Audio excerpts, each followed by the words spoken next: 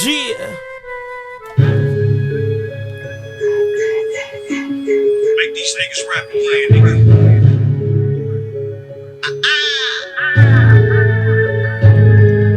I'm walking niggas down with that 4 pound when they go down. That Pakistan chop and knock his forehead to the low ground. Deadly round birth, blood spreading through the turf. But it's a lot of niggas dead was out here fucking up that work. Fucking over niggas' money, playing crazy like you can't be touched. Mobile gas station, drop the window when I boot him up.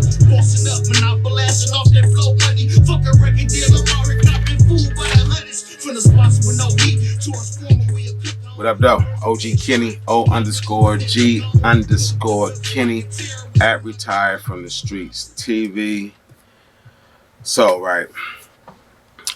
Been a good week so far, man. Hope everybody doing good. Please don't forget to subscribe, hit the notification bell, hit the like. If you get into the content and you find some type of funny value out of it or whatever, if you find it interesting or insightful, it throw you back to a memory of a time you might have been incarcerated or in the streets, right? And show me a little love, all the free love. You ain't got to spend no money with me right now. Just show me a little free love, like, comment, subscribe, all that good stuff, right? So I'm gonna tell y'all a situation. I told you I had something for y'all. It was funny, right? Not funny, but it's a deep story, something real crazy. So my first term of incarceration, I'm at Lakeland, like I've been telling y'all. Lakeland was kind of smooth for the most part. You didn't have a lot of riffraff and rah-rah. You had a lot of older dudes playing shuffleboard, blowing cigars, a lot of young dudes who was into their fitness and rapping and talking about the streets all day, right? Or women and whatnot, So the thing was, it was a steal opportunity to find you a way to get a buzz because the joint was so laid back. And then that's a good thing when you're doing time. But sometimes when you go to a facility where there's a lot of stuff popping, it make your time go by faster.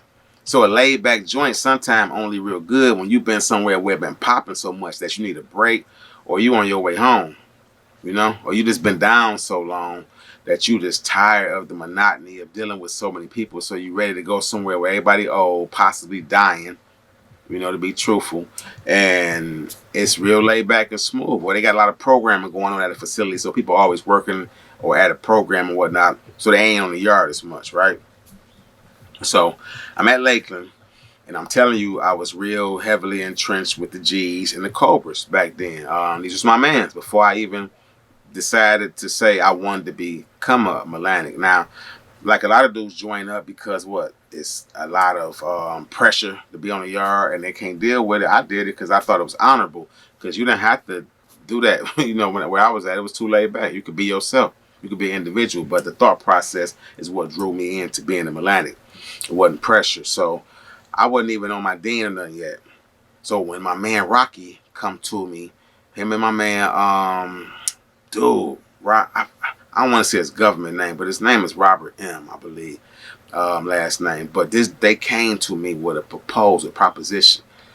They had somebody, and Rob was a G. He's a GD. So, they was all locked in. We was playing basketball and all that together, hitting the yard together, walking and building. So when I became Atlantic, we ride up under the 6-pointed stars. Well, it's not a gang thing. It's just, that's what we believe as far as the original Star of Islam. Anyway, we started locking in, hitting the yard. They came to me with this business proposition. They had some people that was coming up, to the visiting room to bring a package. They had a dude who just so happened to be a homosexual going out there on a visit, and he's gonna be the mule. He was bringing in, like, I want to say, I didn't even know at the time, he's bringing in some weed. So let's go that way, right?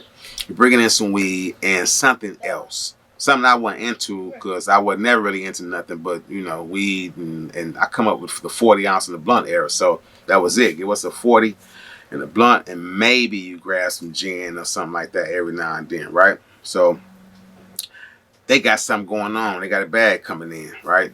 I'm with it because they made it so feasible. They say, listen, bro, give us 300 stamps for the, and we're going to make sure you get a couple of grams. You know what I mean? 300 stamps, you got to think, 100 stamps was $25 back then. Even if a stamp was 32 cents back then, the stamp was only worth a quarter or 25 cents on the yard. And a lot of dudes would back then send all these stamps home after they accumulate them, and then you could take your people could take them back then to the post office, turn them in, you know, and like a refund type of deal, get money for them, whatever. So it was a good hustle all the way around. So for me, I got a store running at the time, 300 stamps, $75 wasn't no bunch of money, especially to grab a couple of grams of weed, because I ain't been smoking. I ain't about to smoke it. I'm about to break them down into joints. You feel me? $5 to $7 joints, and you listen. You get. I'm talking about. You get like, you know how somebody hand you that little tail end of the Newport where you got like about 2 or 3 puffs left, and then the filter. You get about that much weed in the joint. So take that tobacco out of there and roll it and put it on the paper. That's about how much weed you get for a joint, $5 to $7. You're killing the game. I'm gonna make that little $75 I'm spending. You know what I mean? I'm gonna make that triple. You understand me? I don't need it because my account's straight, but I'm still young and I want to still feel it. You know what I mean? I want to still feel activated like I'm a part of the street. So I'm like, yes, this is my way to go ahead and get my bread up, get my little stamp down, and then be able to build me a clientele up for future things. I ain't got to never touch my account. I can keep getting money sent from the streets, and when I go home, I can have me a loaf. I got 5 years to do. I'm looking at the shoe. I'm gonna have some bands when I go home at this rate. So the thing was, something had happened on the yard. Rocky wasn't getting no visits because his people was on some different stuff, like right then at that time. But my man Rob, he had his visiting privileges taken from him. And he had about, like, I think 3 to 6 months left on that restriction. So what ended up happening was he said, listen, I'm gonna need you to be like, whatever day your next visit, because I know you be getting them visits, bro. Whatever day your next visit, I'm gonna need you to schedule that in with, you know what I mean? Let me know so I can schedule dude who coming to bring it up here, or you know, they people who coming to bring it up there. Y'all could be in the visitor room on the same day, so you can watch dude and make sure he get it. That way he can't, you know what I mean? So we can, you know, even though they know it's because some dudes would get packages and then lock up with them. You understand what I'm saying? So basically, I'm eyeballs. They get that package and then right off the visit, go lock up with a package. This was the very first time in history, because I'm being nosy. I'm like, so how you gonna get it in? They're like, how you gonna keister it? I never knew what keister was. I never heard that word. I'm like, keister? I'm like, what you mean he gonna? I remember like back in the day when I was doing some stuff, like, you know, bringing in stuff in from my old dude, back when he was doing his bid and I was a young buck, his homie used to swallow and drink it down with a pop, whatever package that came in, right? Because they was in smaller increments, balloons and whatnot. This dude said keister, and I'm like, oh, he gonna swallow? He told me, no, they started laughing. I told you I was green. I ain't know nothing about none of these little slang terms, this little prison yard stuff. I didn't know nothing about this. So what I ended up finding out was keister, right, meant stuff it up his butt, right? So whatever he getting, whatever little amount of weed, a couple of balloons, because I'm thinking we are probably going to get a few grams a piece. He probably get like a little, you know what I mean, a little eighth or something small, right? So I'm like, cool. However it go, as long as I get my little tools and fruits off of his love, I ain't tripping. So, but I'm like, he gonna put it in his butt. I'm like, dog, we about to be smoking the boo-boos for real? Because, you know, you call dirt weed or butt weed boo-boos. Like in the street, especially if it was brown or darker, it's really the boo-boos with a raggedy taste to it. You understand what I'm saying? So think about it from that perspective. And then when you deal with etymology, like I deal with etymology a lot. I like to figure out the study or the origin of a word, right? So keister originally is like, I think, Yiddish or German, and I think the word was keist, and then Latin it was siesta, and English it was chest. You know, so basically something you hold something in. So they talking about basically you gonna store this package in your butt. This was the first time I ever seen a play or knew of a play going down where I was involved inside of the joint. You know what I'm saying? So I'm like, bet, this about to be lit. This about to be a good summer. It's dark and hell, it's hot at drop. My man McKeel let me ride that every day. So I'm like, I might tap one here and there. Just keep me a little bit for me to, you know, because I didn't really want to get my system back used to it because I knew if I couldn't get to it, you know how that go. I ain't want to do all that. So boom. The day go down, I figure out what day I'm going to get this visit. I holler at moms. I'm like, when y'all coming back up here? She said, well, we're gonna be up there before blah blah blah birthday. You know what I mean? It's usually a good time when they come up and everything, and I want to see the family and all that. But this about that business too, so it's like a twofold thing, and I can't even put moms or nobody hip like that right now. You understand what I'm saying? Because I don't want her paranoid. I don't want them thinking nothing of the worst. So I'm like, I got this. I got this held down. I didn't got acclimated to how the yard move now, so I ain't tripping. So, bro, my visit get called that day. Go out there, get called for a visit. Maybe 10, 15 minutes later, the dude that's transporting the package, the mule, right? The courier, he come out, his visit get called or whatever, right? So I'm getting geeked. I'm a little nervous, even though I don't got nothing to do with it. I ain't got to touch nothing. I just got to watch. I'm on a visit, about to eat Snickers and burgers and chips and ice cream bars. So I'm not really tripping right now. I'm just really nervous because, like, yeah, I already put my money into it. For one, $75 ain't nothing. I'm gonna make that back because I got a store going and I'm probably making about $75 a week off the store. Well, bringing back and profit about maybe $25, $30 a week, which is a lot of money for prisoners, period. But then back then in the late 90s, that was decent money in the prison system, right? Boom.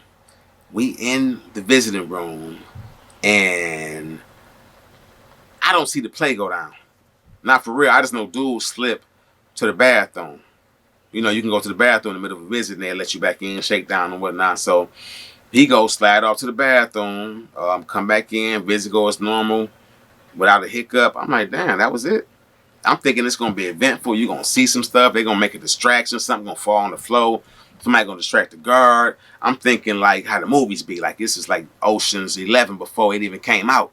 You understand what I'm saying? Espionage and all this type of shit. So I'm geeked up about the situation. Get back to the yard, right? And dude like, hey, because we got back kind of late. The visitors came, they stayed late. Moms don't want to rock out for the whole visit. So by the time I get back, yard pretty much about to close and whatnot. So I ain't tripping, but I did get the message. He said, hey, bro, Rocknum said they're going to holler at you in the morning. I said, all right, bet. So confirmation, we all good. Me, I'm up early. First yard. Man, I got my tea ready. I'm up. I got my little headphones on. Hell is hot is on. DMX. You feel me?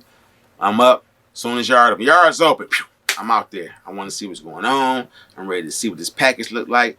I'm ready to possibly for us to sneak somewhere so I can, feel me, get me a little bit in my system and feel and float real quick. But they meet up with me. We meet by the weight pit. We go in there. They're like, come on, let's get you some sets.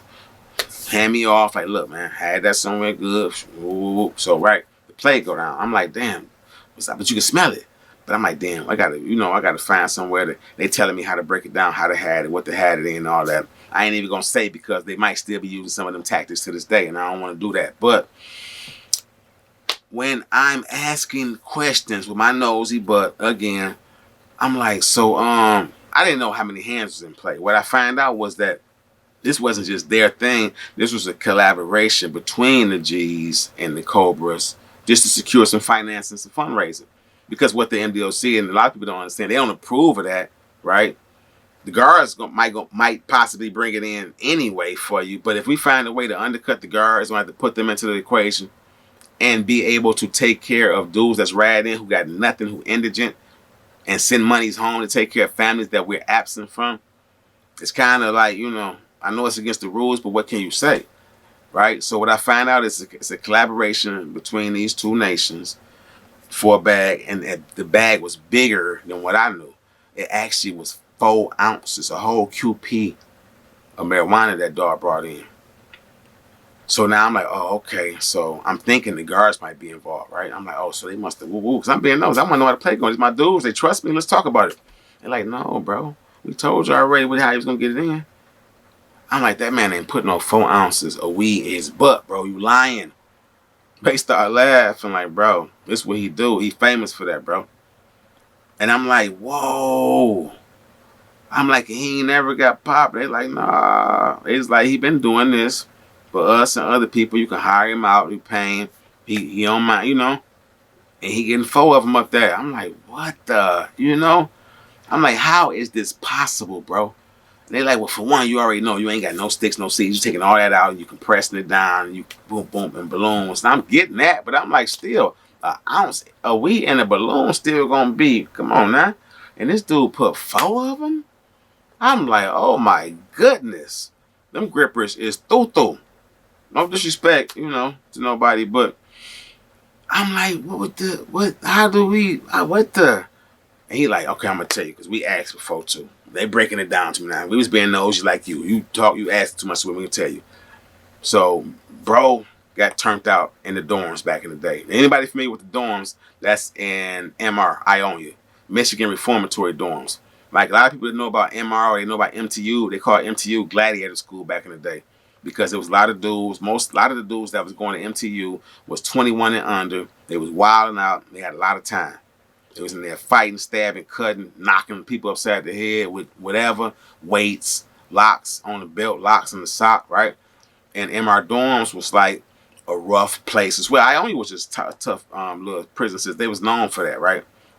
But this dude got turned out because he had been down a long time. He got gang raped. You understand what I'm saying? So maybe I guess they were just saying that was how he got acclimated to even putting stuff up there. You know what I mean? Got used to that. But they say he started off with 1 finger, 2 finger, then the roll-on deodorant bottle, which ain't that, I'm like, oh my God. As a dude who ain't into none of that, I'm just like, oh my God, the pain. The pain. I'm like, he better man than me. Ain't that much get high in the world. I will be sober this whole 5 years if I ever had to resort to that to get me something up in here, bro. They laughing they butts off. You hear me? They rolling like, bro, look, it's all good. I'm like, but we about to be blowing. I'm like, this is terrible. This is a terrible scenario. But it was like my first glimpse into how things work when it comes to getting stuff in. Either you're going to pay to play or you're going to find you somebody who's going to stuff that, you know what I mean? Or possibly swallowed if they can get to that route. But usually if you want larger packages, you need somebody who got a larger canal and the throat ain't, you know what I'm saying? It's only so much you can swallow before you get choked up, and then they have to rush your dumb butt to the damn ER somewhere and pump your stomach and find out you've been smuggling. Now you wake up in segregation with a charge and you handcuffed to a bed or whatever. And then you're going right to segregation with a charge. So it just showed me though, like the level and extent people will go to get stuff in the penitentiary. It was a mind-blowing experience. I'm telling you, I made a lot of money. I remember like getting so much money with that little bag because you got to think this was a nice size compound. 4 ounces of weed amongst all these people don't last that long. I just sat on mine and was holding it how they told me how to put it up and had it. And then when it came down, so they coming to me like, you got something still? I'm like, I got most of mine. Like, man, come on in, bro. Dude, one. He got that. They bringing me coffee bags and big old cans of Bugler, which is tobacco. You know what I mean? I'm getting so much commissary, and like I told you, I lost all that when I ended up going to the hole. When I on that episode when I talk about my first crush in prison, watch that episode, and that's how I lost all I had gained, all that money I had picked up and accumulated, hundreds of dollars. Not to mention, I had somebody holding some stuff in their locker, hundreds of dollars. So it has its ups and downs, when you in them situations, man. And you do what you got to do when you in there. It's just tragic that some dudes have to go through so much to get to the point where they, it's bad that bro had to go through some gang raping, you know what I mean, that turned him into an excellent drug mule later on in life. It's crazy. But them twists and turns, them situations that you might run into if you out here throwing them rocks at the penitentiary, you slanging iron, you slanging dope, you running up in people's houses and wilding and road raging, bro, you're going to run into a lot of people. Hopefully you ain't a victim of a gang rape. And then hopefully you in a situation where you ain't in there doing a lot of rah-rah stuff and you can go and do your little time and come home. But a lot of y'all going to end up in that, boy, because y'all don't listen. I'm talking to y'all still. I'm still hitting some of y'all up on the inbox, seeing y'all on there flashing, seeing y'all on there with Drakeys and all this with y'all nicknames like they don't know who y'all is because y'all got the same damn phone number registered to the account that you had with the real name real name. Your name was Philip Ralston or whatever with that phone number. You changed your name and got a new account and ain't showing your face no more with the same phone number though, dummies. I ain't about to keep talking to y'all, man, but I love y'all, man. OG Kenny, O_G_Kenny, at Retired from the Streets TV. Another one. I'm out. I love y'all. Y'all be safe. Nigga. Ha.